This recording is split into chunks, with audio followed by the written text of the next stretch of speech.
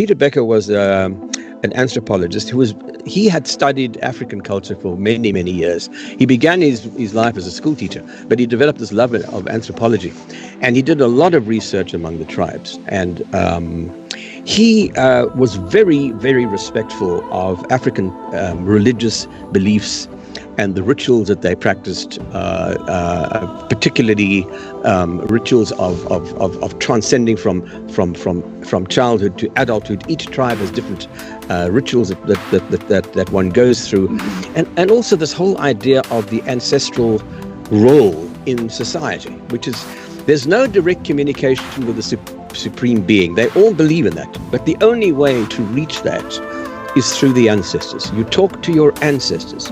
Your ancestors can then connect you with Nkosinkulu or whatever the tribal group is, the name for God. You don't pray directly to God, unless, of course, you practice Christianity, which many people in South Africa do. In fact, one of the largest church groups in the world is the Zion Christian Church, based in South Africa, that has a membership of something like 5 million people.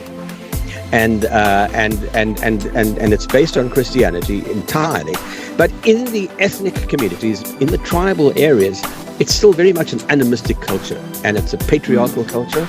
And so everything is done through the ancestors. So